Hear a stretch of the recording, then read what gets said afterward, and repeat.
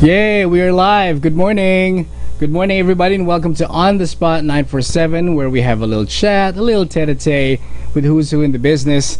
And today, we are fortunate to have with us award-winning actor, Mr. Raymond Bagatsing. Welcome to Mellow. Hey! Hello, thank you. Good morning, everyone. Yeah. It's good to be here. Right. 94.7 Mellow is such an iconic radio station. It is. Well, you're an icon yourself, if I might say, if I might add. It's always a joy to and a privilege to have anyone who comes in and would like to talk about their craft.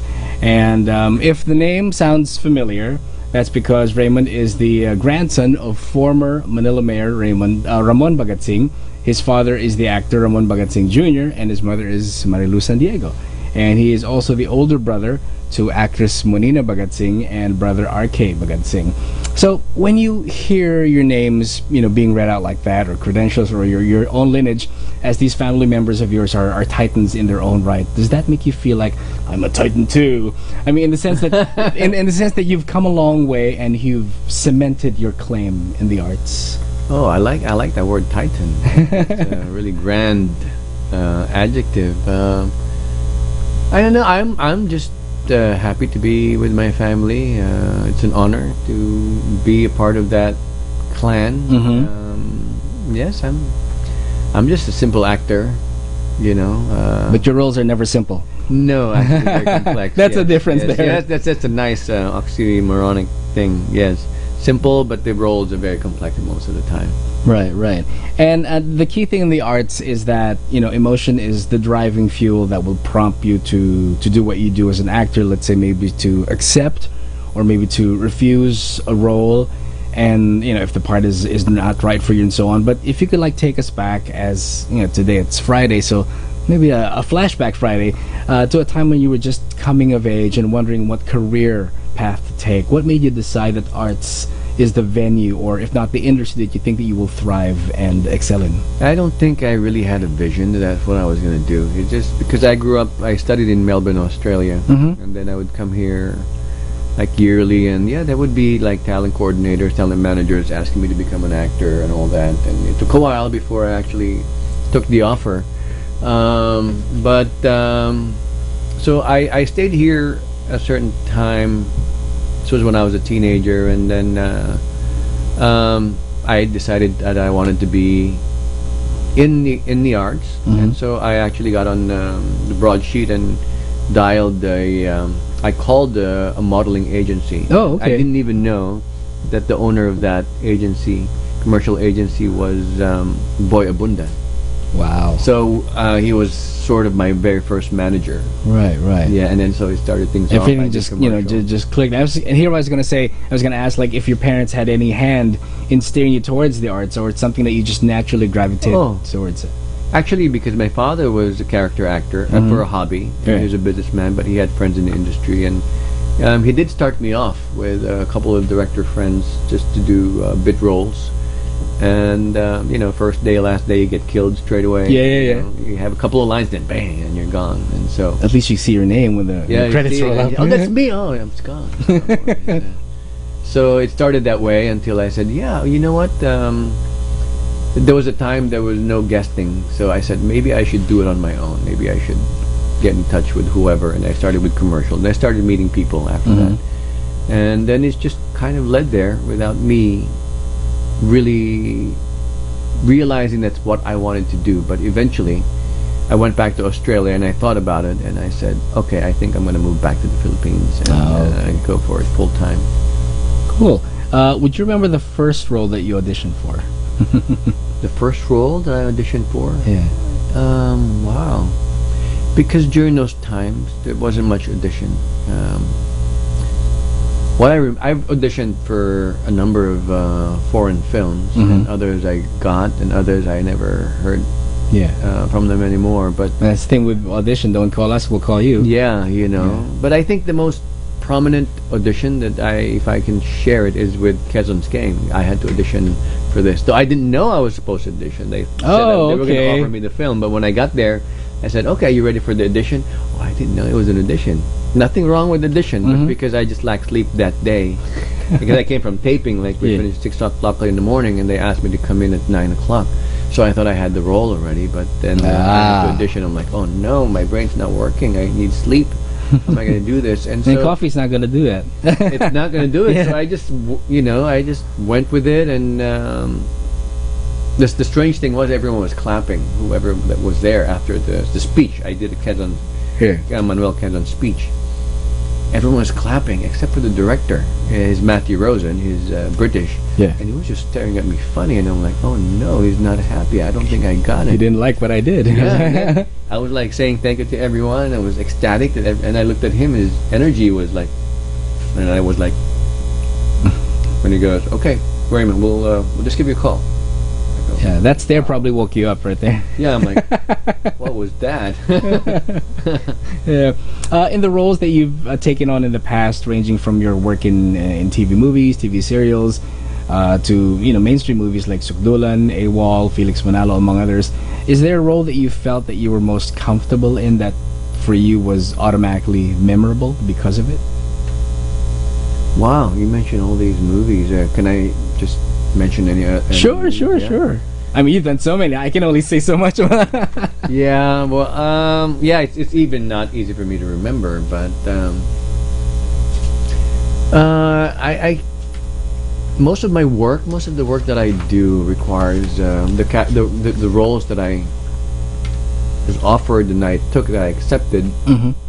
Seems to always require me to study a character. It wasn't easy. It wasn't the easy boy next door role. I mean, that would be just easier, just to be yourself and just, but I got into being a character actor at a very early point in my career. And so, and I got pretty much hooked. Mm-hmm. Very curious about different personas and different psyche of people. Right.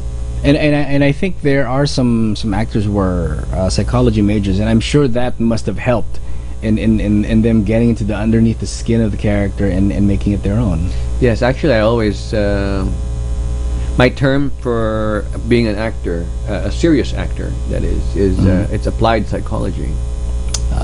Yeah. Because we have to study a case. It's a case of this character, and I have to go through whatever span of life that I have to portray, and I have to go delve into his spirit, into his soul, into what makes him tick or her, or and so it is without the textbook. Mm-hmm. But you understand so much about people, and you understand so much about yourself, how you relate to another character, and how it would be like to be in someone else's shoes. Right. What motivates them, and what if they deters cry, them. I have to really feel the tears and what pain they're going through. I mean, that's if you're that serious. Yeah, it's pretty obsessive, or but it looks methodic, as some people would say. And on the opposite side of the spectrum, I mean, we at times in life are asked to do things that we do not like to do. And kind of like flip the earlier question, was there a role that you took on that was also memorable, but it took so much of you to be in it, to a point that you probably wouldn't touch the role today if you knew what was being demanded of you back then? Oh, okay. Yeah, I did a couple of those. Shocking revelations on the set, because you thought, it's a nice drama scene, and then they said, okay, ready for a love scene, and you're going to be naked here. I'm like, what? Like, you could have told me like a week before. Yeah, right? I could have I could have said no, but now I'm on the spot because everyone's waiting for me because my leading lady said yes. And I remember specifically, even Linda Gallardo was my leading lady. Oh, okay. It was directed by Joel Lamangan, and she always laughs at the story because she was full 100% ready. She didn't bat an eyelash. She didn't worry about her being naked, and I was like, can someone get me a tequila, please? And they were very nice, and they were giving, so they bought me actually tequila, and so I was taking shots, and she wasn't even taking shots at all. Whoa. And I needed to, gain my confidence and all that, and so we did the scene, and we were naked, and of course we had plaster and all that, and we were all around the room chasing each other. It was a pretty extensive love scene. Right. And then I remember we had and people kind of like forget that when you do scenes like that, you're not actually just you and the actor that you're with in the scene. I mean, there are a dozen other people there as well, the cameraman, sound crew, and all that. Yes. So you're never really alone, and it's not as intimate as you would think it is. It's very awkward. It's very weird feeling. That's why I needed that tequila. And so we had the scene. If I may continue, she was on top of me, not to be too graphic, but just to give you a point, just to make a point. And I had to do these weird, like I had to lean back, contort your body in short. Contort my body in a way, and then I couldn't get back up. Because I got dizzy from the tequila. It hit me straight away. I'm like, oh shit, sorry. Sorry, I'm dizzy. I can't get up. And I couldn't look up. It just hit me. I think I had a couple like tuloy, and I was like, oh. And Dindy was like, okay, give him sugar. And so they gave me a spoonful of sugar. Yeah. And I had to wait until I. That's a tip right there. If you had so much tequila, a spoonful of sugar will, Yeah. will do it for you. Yeah. So that's one just of like those Mary moments. Poppins. Yeah, but this is different melody altogether. But let's transition a bit from the roles that you play, and let's say the roles that you would have to play someday. How do you choose a role? Do you base it on how the character is fleshed out in the script, or maybe if the character has a little bit of controversy into it, you feel that feel like it's a personal challenge for you to take it and see if you can do justice to it? Yes, I believe it's all of those and more. First and foremost, I'd like to connect with the writer. The flow should be really good. It's not just about my role, but do I flow with the whole script? Yeah. Does it feel good to me? And then I guess the character, and I like a script that it's so good and it's so flowing that I don't realize I'm reading a script. Oh, okay. That I just want to finish the next page and I just want to find out what's going on. So that to me is a good gauge. Do actors have input with regards to how the script is going, or you just have to be careful on how you put it to the director and the writer. It's like, can I make a suggestion? Like this scene is not well lit. Can I? Yeah, you can if you say it. Right. If they receive it well, you can. I mean, I enjoy working with directors who are very open to suggestions. They say, "Oh, Raymond, if you have any suggestions, just let me know," because it's really more heads better than one. True. I mean, it's basically fleshing out a product, so to speak, and more input will obviously make it better. Yes, and it's really a collaboration. The work is really collaborative. It really is that. And while on the subject of roles, you currently have a new film that's going to be shown this month. It is called Quezon's Game. For those who don't know anything about it, what can you tell us about the film? The film is a time in President Manuel Quezon's life when Holocaust was happening. There was Jewish persecution all around the world during Hitler time, when he was wiping them out all over the world, and we heard news from I had Jewish friends then, and their Jewish friends, I guess from Austria and Germany, wanted help and were trying to get as much Jews out of the country as they could. Thousands, actually. We were thinking about 10,000. It's similar to Schindler's List. He was able to help at least about 1,000. Manuel Quezon and his friends were hoping for 10,000. It was actually I don't want to spoil it for everyone, but so the story, he was able to save as much as he could, and it's really about how a small country like the Philippines, and it wasn't even our own country because we were under the American Commonwealth during that time. Manuel Quezon, he was the president for the Republic, but our real president was Roosevelt at that time. And so he couldn't really make a decision on his own, so he always had to go to the American government. So he fought to make them hear that the Jews need help coming into this country, but they really fought that. I mean, no one else, no big country, no Western country, powerful country, even dared do what we did, and so it was that challenge. How Manuel Quezon was able to rouse the Filipino people to support in doing what's right, though they're not really we had our own problems here in the Philippines, Right. and those were the opposition. It's like, why are we helping foreigners when we have problems here? And Exactly. We can't take care of our own backyard, so why invite people why in? invite So, yeah. people? And he Yeah. said, you know what? Because people are asking for our help, and it doesn't matter if they're not Filipinos, but they are also our brother and sisters in God. Right. So I believe that most Filipinos, in times of needs, will go out of the way to help. It doesn't matter if you're Filipino or not. We have that heart, and this movie reminds Filipinos and how magnanimous a Filipino heart is, even way back 1930s. But this was already proven by Jose Rizal. You know, those martyrs that the heroes that we had before. So Right. it's a great reminder, especially this time, just after the election, and And we so need a reminder like that. So- yes, the ideal leader. Yes. Yeah.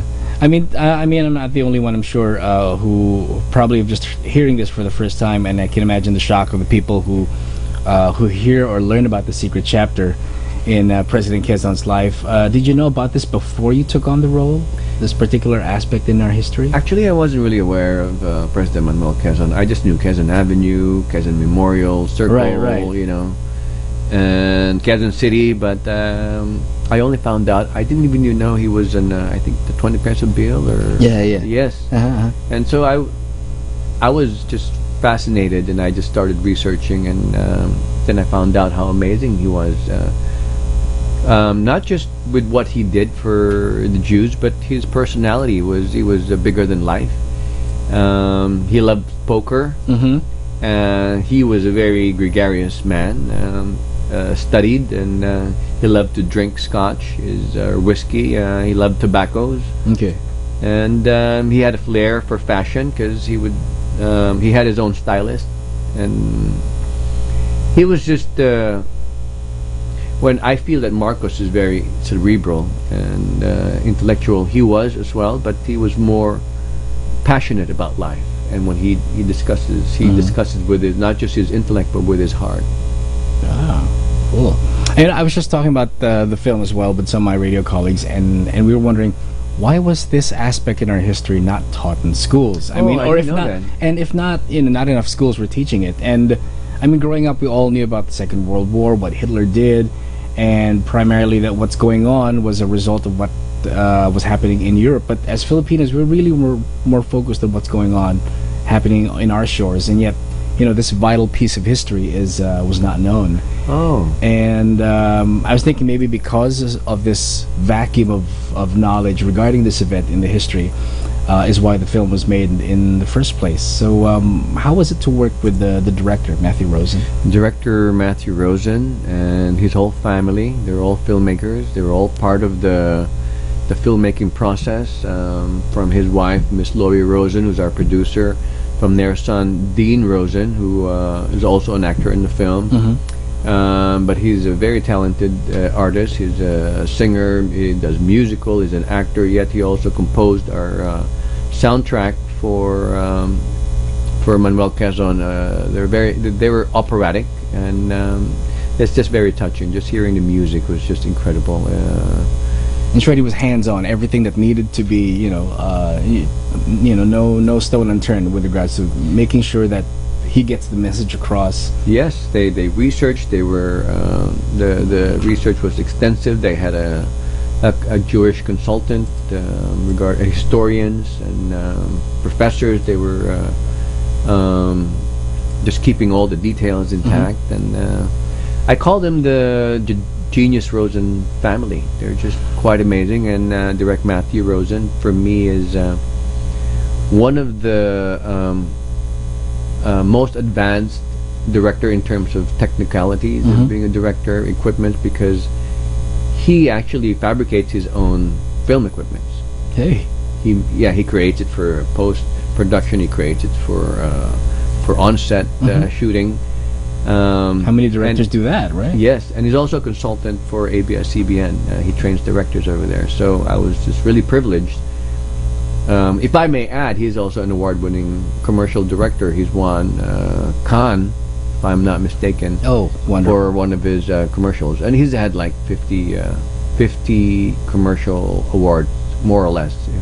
Don't quote me, but He's had a lot of awards. So that many. I'm very, very honored to have given a chance to work with him. Did you think that because maybe he wasn't Filipino that he was able to lend a little bit of objectivity in the making of the film? Of course, yes, because he's a Jew himself, and that's why the project is really close to his heart. And it was great because of his connection.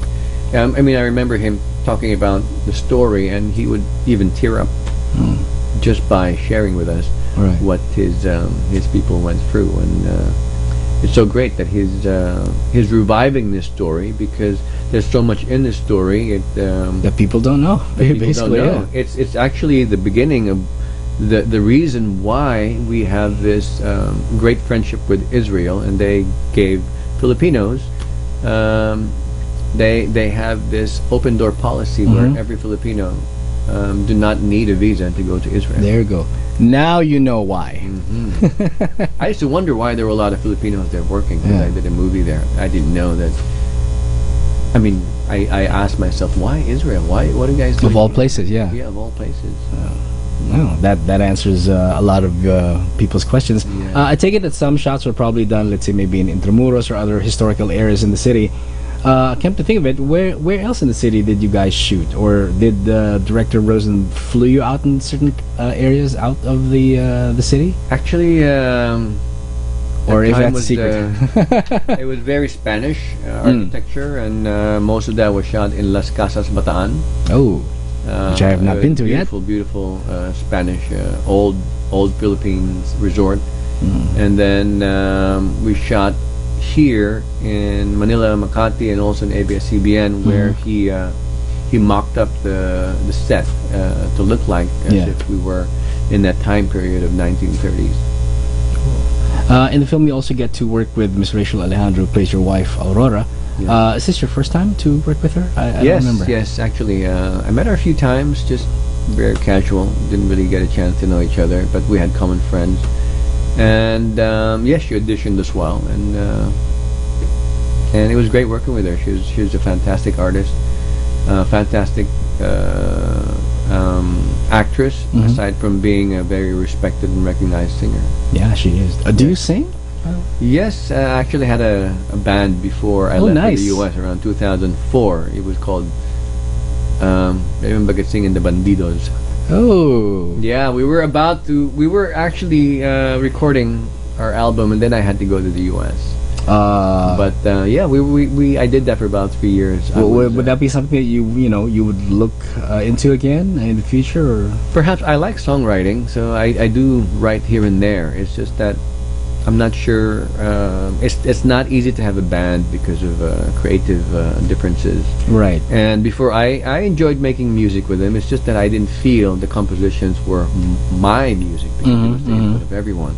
Right. So if ever I do, maybe they'll just be me, and if I get a chance. But who knows? Who knows? Yes, I just write here and there, and I don't know when it's gonna happen. So that's great. I mean, inspiration will just hit you when you least expect it, and that's how it is really. Yeah. And whether it's film or books or music, and working like this will obviously lead to more work after. I mean, the amount of blood, sweat, and tears that you pour into the role and into the project. But let me just read some of the awards that the film has garnered since December of last year.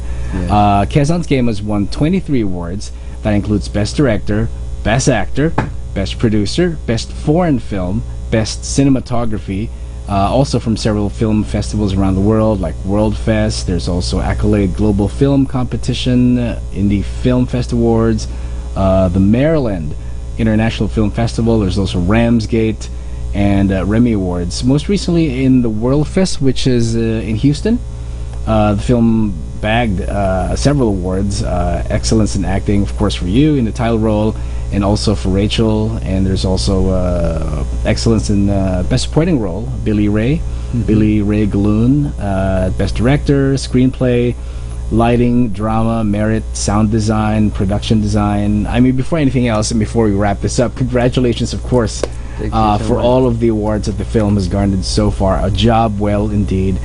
With awards like these, I'm sure more will come and see the film, and especially will garner a little bit of visibility overseas. What do you hope the film can do in relation to local cinema? And maybe secondly, how foreign audiences would relate to us and view us Filipinos through the eyes of a Western very Western good filmmaker. question. Yes. I think movies are there to remind us of many things about life. It's a reflection of life, but most importantly, this film is a reflection of our people, and how you can count on a Filipino to always give a helping hand outside of our comfort zones. And how would I like the movie to be perceived by the world? Just that we are even greater than we know ourselves, and especially the world. And this shows that no matter how it seems our country is insignificant to compared to the first world countries out there, we are developing, but I believe we've always had an advanced heart. And I like always, that, I will always heart. remember. I will always remind people that is the great for me, the greatness of a Filipino. I like that, advanced heart. Yeah, we've always had that. Yeah. I believe. Wherever you go, it's very trying for OFWs and Filipinos to be outside, but you see them smiling, you see them joking, you see them, you know. It's our inner resiliency, as they Yes, say. the resilience. Yeah. Yes. Apart from the history lesson that the film will certainly impart, what do you think, or what do you hope that local audiences will pick up from it? This was mentioned the other day in an interview that most viewers here in the Philippines enjoy rom-coms. So I said, you know, you won't be deprived of rom-coms here, romantic comedy, because President Quezon is very charming. He's a very charismatic man, and he's full of life, and he has a very great chemistry and rapport with his wife in terms of just being ordinary people in love and tackling issues and concerns of the country, but really the reactions toward each other can be considered rom-com. So it's not just historically, I don't want it to sound boring, as they say historical, but it's a very intense and moving film, and there are times of tears and times of laughter, and it's thought-provoking, and it instills a lot of lessons in the viewers. Right, and you know, the thing about films is that it has to. You're not supposed to be the same person who went in as when you get out of a film, and when a film does that, you know that it has done its job, and you as an actor have done your job to convey whatever message that needs to be conveyed. Yes. Yeah. Yes. Actually, the director himself told us at the beginning of the filming. He says, "You know, Raymond, what I really want for this film is that for the Filipinos who watch this film, to be very proud of who they are as a people." And this is coming from a British man. Right. And he wants us, he's already adopted the Philippines for his motherland, so he's a proud British Filipino, and he wants us to be proud more of ourselves. And I think you know, people will certainly feel that. If given a chance, would you take on another historical role? Yes, of course. I don't really have any preference. I just, whoever is interested in hiring me, just send the script and I see it. If it connects with me, I'm fine. I don't really, don't really have any preference. I mean, I want to be one of the Avengers if that's possible. Oh, that'd be great. Yeah, yeah. Let's call Joss Whedon and gonna be Iron Man. And have a brother. Yeah, why not? That'd be wonderful. Big Avengers fan, eh? Yes, Iron Man especially. Do you have your very own, statue at home or something? No, I don't, but I'm tempted to get one. I mean, I saw some artwork in Rockwell. It's just amazing steel, copper, artistic. Right, there's a toy store up there in Rockwell. Yeah, it's amazing, but very, very expensive. And I'm like, exactly. Wow, the prices are rather amazing as well. Very amazing. I was like, am I sure about this one? Yeah, but if someone will give you that, then hey, take it with open arms. Yeah. To quote and paraphrase President Quezon's words of how he wished he could do more, what else does Mr. Raymond Bagatsing would want to do more in the near future? I don't know, just to be a significant part of society. I don't know how to go about that, but I guess God or the universe will let me know when they need me, and I'm just here. Whether Just it be here acting open. or not. Yeah. Whether acting or not, yes. Yeah. So before we officially wrap this up, would you like to invite again our listeners and our viewers, of course, how they can catch the film or when to catch the film? Yes. Hello, everyone. My name is Raymond Bagatsing. I'm part of the movie Quezon's Game. I play President Manuel Quezon, and I'm together with Miss Rachel Alejandro, who portrays Mrs. Aurora Quezon, and a lot of great actors and a lot of international cast here in this movie. And I would like to ask for your support to let everyone know in our in the Philippines, our people, to spread the word about this amazing film.